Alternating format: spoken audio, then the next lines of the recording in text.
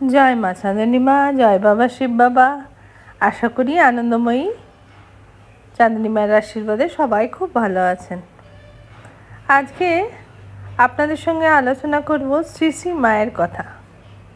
দেখুন, মা ছাড়া আমাদের আর কোনো উপায় নেই। তা সে নিজের মাই হন, চাঁদনী মাই হন, দুর্গা মাই হন বা জগৎজননী শ্রী শ্রী মাই হন। যখনই মনে কোনো কোশ্চেন উদয় হয় তখনই পড়ে ফেলি তার বাণী, শ্রী শ্রী মায়ের কথা।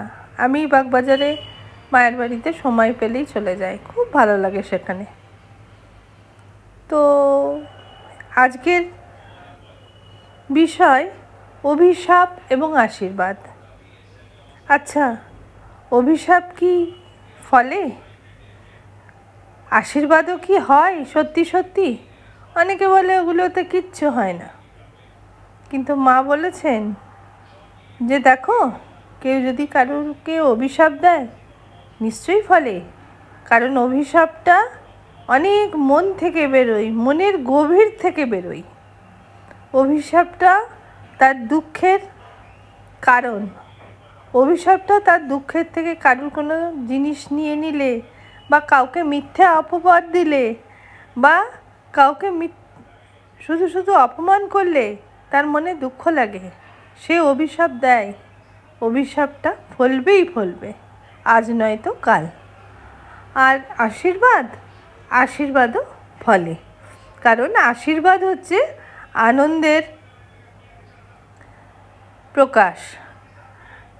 মানে আপনি কাউকে আনন্দ দিলেন, সে আপনি কাউকে কোনো উপহারও দিতে পারেন বা তাকে হাসাতেও পারেন, বা আনন্দ দিলে মন থেকে সে খুশি হয়ে আপনাকে আশীর্বাদ দিতেও পারে। শুধু মানুষরাও নয়, পশু পাখিরাও আশীর্বাদ এবং অভিশাপ দিতে পারে।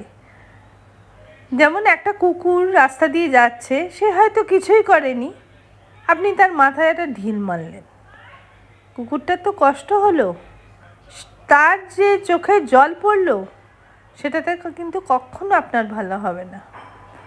আর আশীর্বাদ নিয়ে একটা গল্প বললেন স্বামীজির এই গল্পটা শুনে আমি তো অবাক হয়ে গেলাম।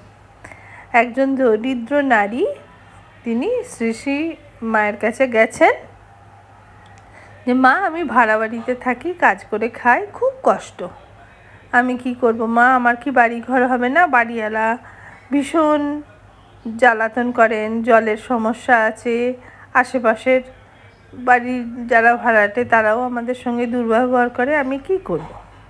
তখন শ্রী মা বললেন, তুমি একটা বটগাছের তলায় একটা হাঁড়ি উল্টো করে লাগিয়ে চলে এসো। এর কিছুদিন বাদে, বছর 5 বাদে, সেই ভদ্রমহিলার বাড়ি হলো। সেই ভদ্রমহিলা বললেন, মাকে এসে প্রণাম করলেন, মাকে বললেন যে মা, আপনি যে টোটকাটা বলেছিলেন তাতে আমার বাড়ি হয়ে গেছে।